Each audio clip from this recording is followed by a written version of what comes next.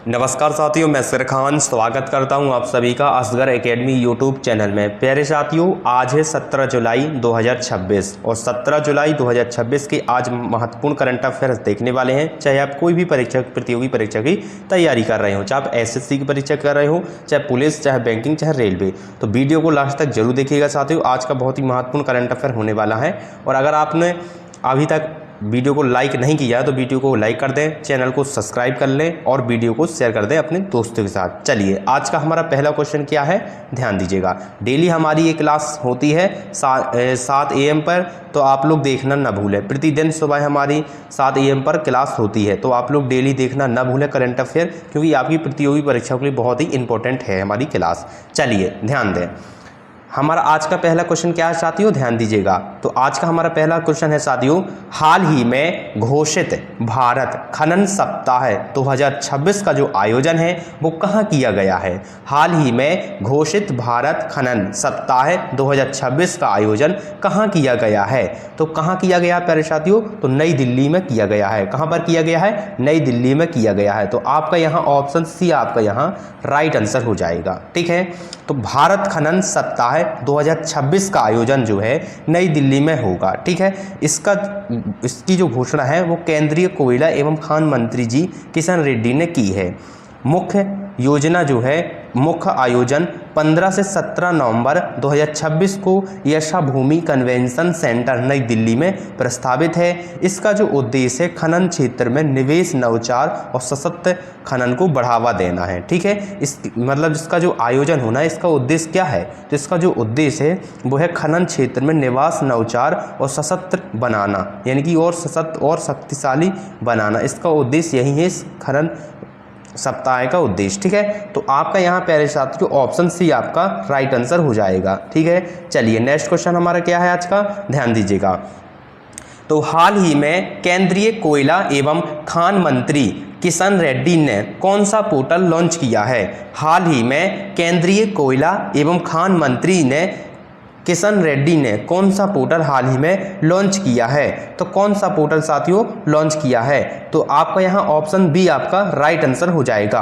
कोल exchange registration portal हाल ही में किशन रेड्डी जी ने portal launch किया है। किसने किया है, किशन रेड्डी जी ने पोर्टल लॉन्च किया है, कोल एक्सचेंज रजिस्ट्रेशन पोर्टल। ठीक है, केंद्रीय एवं खनन मंत्री जी किशन रेड्डी ने कोल एक्सचेंज रजिस्ट्रेशन पोर्टल लॉन्च किया है। यह पोर्टल के कोयला व्यापार को पारदर्शी और डिजिटल बनाने के उद्देश्य से शुरू किया गया है। इसका जो उद्देश्य प्यारे साथियों वो है कोयला खरीदारों और विक्रेताओं को प्रक्रिया को सरल बनाना, और यह पहल जो है भारत को कोयला क्षेत्र में प्रतिस्पर्धा और दक्षता को बढ़ाने की दिशा में एक महत्वपूर्ण कदम है।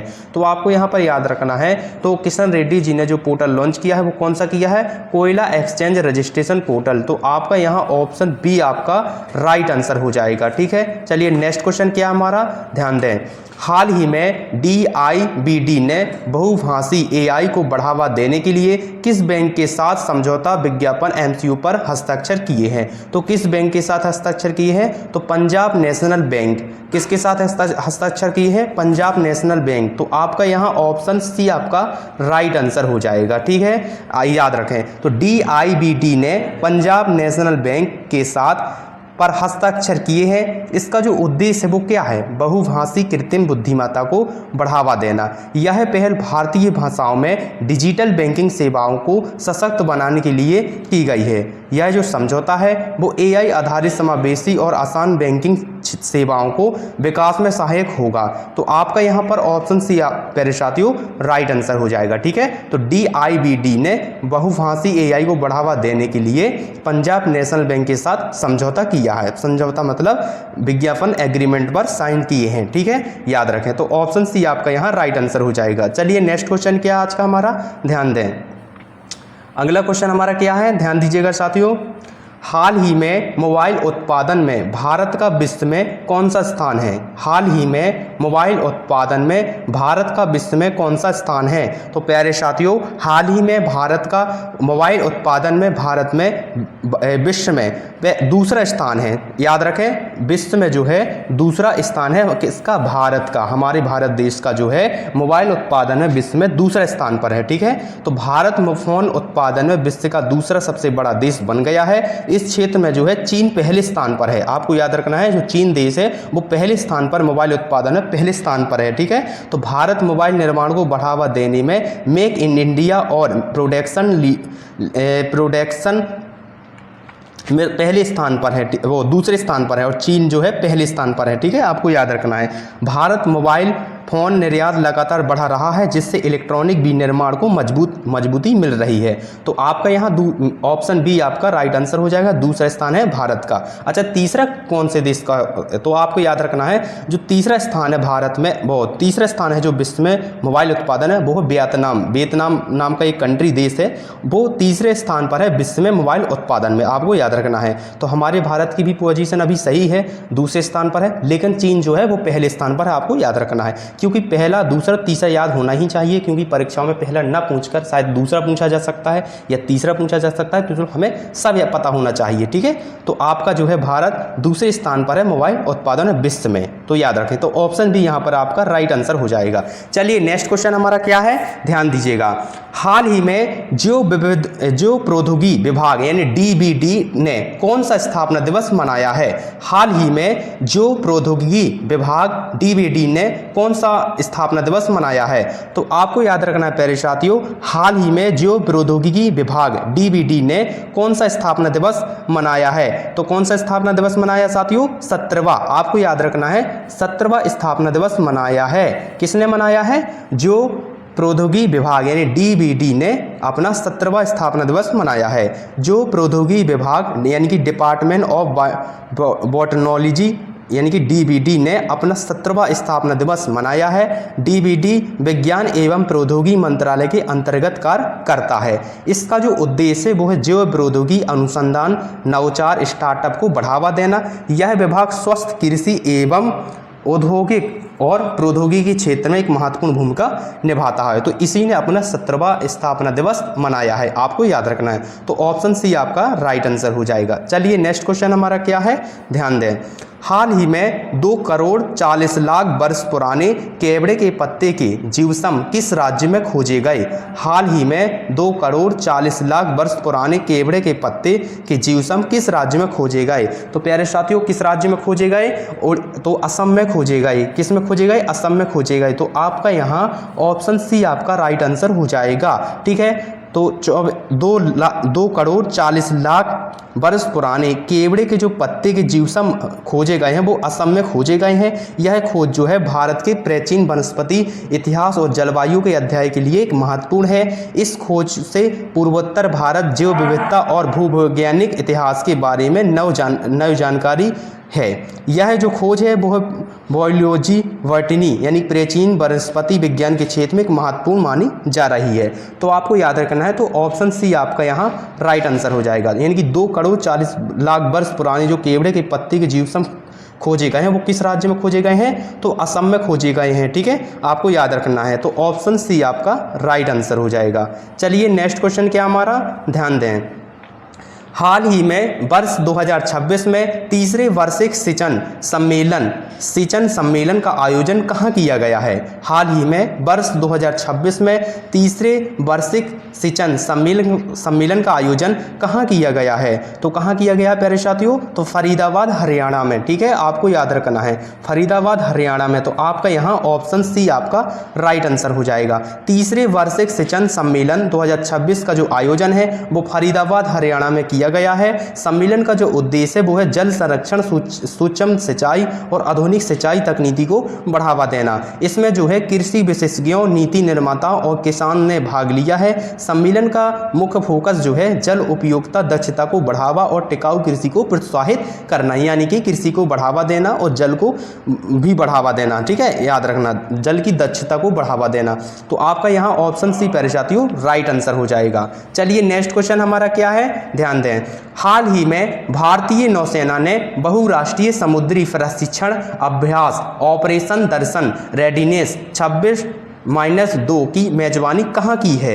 हाल ही में भारतीय नौसेना ने बहुराष्ट्रीय समुद्री प्रशिक्षण अभ्यास ऑपरेशन संदर्भ रेडीनेस 26-2 की मेजबानी कहाँ की है? तो केरल कोच्चि में की है। कहाँ पर की है प्यारे साथियों? केरल कोच्चि में की है। आपका यहाँ ऑप्शन आपका यहाँ सी राइट आंसर हो जाएगा। ऑपरेशन संदर्भ रेडीनेस 26-2 की मेजबानी जो है भारतीय नौसेना ने कोच्चि केरल में की है। यह एक बहुराष्ट्रीय समुद्री प्रशिक्षण अभ्यास है। इसका जो उद्देश्य है प्यारे साथियों वह है समुद्री सुरक्षा समन्वय और अंतर्राष्ट्रीय सहयोग को मजबूत करना। इस अभ्यास में जो है मित्र देशों की नौसेना ने भाग लिया है। ठीक है, आपको याद रखना है। तो केरल कोच्चि में इसका अभ्यास किया गया, बहुराष्ट्रीय अभ्यास किया गया। आपको याद रखना है कौन से ऑपरेशन का प्रशिक्षण किया गया। तो ऑपरेशन को आपको याद रखना है, ऑपरेशन संदर्भ रेडीनेस 26-2 की मेजबानी की गई है। ठीक है, अभ्यास किया गया है, तो आपको याद रखना है ऑप्शन सी आपका राइट आंसर हो जाएगा। चलिए नेक्स्ट क्वेश्चन हमारा क्या है, ध्यान दें। हाल ही में किस देश की संसद ने इच्छा मृत्यु विधेयक को मंजूरी दी है? हाल ही में किस देश की संसद ने इच्छा मृत्यु विधेयक को मंजूरी दी है? तो किस देश की संसद ने इच्छा मृत्यु को विधेयक दी है प्यारे साथियों? तो फ्रांस देश ने। ठीक है, आपको यहाँ पर याद रखना है फ्रांस देश। ऑप्शन बी आपका यहाँ राइट आंसर हो जाएगा। फ्रांस की संसद ने इच्छा मृत्यु विधेयक को मंजूरी दी है। इस विधेयक का जो उद्देश्य है प्यारे साथियों वह है असाध्य रोगों से पीड़ित मरीजों को कानूनी प्रक्रिया के तहत जीवन समाप्त करने का विकल्प देना है। यह कानून सख्त चिकित्सा और कानूनी शर्तों के आधार पर लागू किया जाएगा। इच्छा मृत्यु का अर्थ है प्यारे साथियों आशीहीन पीड़िता से ग्रस्त रोगी की जीवन का चिकित्सीय सहायता से अंत करना। इसका मतलब है, चलिए मैं आपको समझा देता हूँ। इच्छा मृत्यु का अर्थ यह होता है साथियों कि कई व्यक्ति पर ज़्यादा पीड़िता होने के कारण और असमर्थ होते हैं, तो इसके लिए फ्रांस सरकार ने एक नियम निकाला है कि अगर कोई व्यक्ति ज़्यादा पीड़ित होता है, उसका इलाज भी नहीं हो पाता है, अगर वो चाहता है कि इच्छा मृत्यु मुझे होनी चाहिए, तो इच्छा मृत्यु वो ले सकता है, मतलब उसे इच्छा मृत्यु दी जा सकती है। ठीक है, तो फ्रांस सरकार ने यह इच्छा मृत्यु विधेयक को मंजूरी दे दी है। आपको याद रखें, तो ऑप्शन बी आपका यहाँ राइट आंसर हो जाएगा। चलिए नेक्स्ट क्वेश्चन हमारा क्या है, ध्यान दीजिएगा। हाल ही में BRICS यानी ब्रिक्स देशों द्वारा मानकीकरण पर कितने देशों के साथ समझौता विज्ञापन हस्ताक्षर किए गए हैं? हाल ही में BRICS देशों द्वारा मानकीकरण पर कितने देशों के साथ समझौता विज्ञापन MOU पर हस्ताक्षर किए गए हैं? तो आपको यहाँ पर याद रखना प्यारे साथियों, कितने देशों द्वारा मानकीकरण पर कितने देशों के साथ समझौता विज्ञापन हस्ताक्षर किए गए हैं? तो कितने देशों के साथ प्यारे साथियों किए गए हैं? 11 देशों के साथ। आपको यहाँ पर याद रखना है 11 देशों के साथ, यानी कि ऑप्शन डी आपका यहाँ राइट आंसर हो जाएगा। ठीक है, BRIC यानी आपको यहाँ पर याद रखना है BRICS देशों ने मानकीकरण के क्षेत्र में 11 देशों के साथ MOU पर हस्ताक्षर किए हैं। इसका जो उद्देश्य है प्यारे साथियों वो है मानकों के विकास, गुणवत्ता और तकनीकी सहयोग को बढ़ावा देना। ठीक है, यह जो है अंतर्राष्ट्रीय व्यापार, नवाचार और औद्योगिक सहयोग को मजबूत करेगी। BRIC का पूर्ण जो रूप है वो क्या है? ब्राज़ील, रसिया, इंडिया, चाइना, साउथ अफ्रीका। ठीक है, वर्तमान में से BRICS यानी विस्तार BRIC के नाम से जाना जाता है, एक समूह है देशों का। ठीक है, तो आपको याद रखना, तो कितने देशों के साथ इस समझौता किया गया? तो 11 देशों के साथ इसमें समझौता किया गया है। तो आपका यहाँ ऑप्शन डी प्यारे साथियों राइट आंसर हो जाएगा। ठीक है साथियों, ये थे मोस्ट इंपॉर्टेंट करंट अफेयर आज की क्लास में, जो आपकी परीक्षाओं के लिए बहुत ही इंपॉर्टेंट है। अगर आज का वीडियो अच्छा लगा हो, आज की क्लास अच्छी लगी तो वीडियो को लाइक कर दें, चैनल को सब्सक्राइब कर दें और वीडियो को अपने दोस्तों के साथ शेयर कर दें। मिलते हैं अगले करंट अफेयर की क्लास में। जय हिंद साथियों।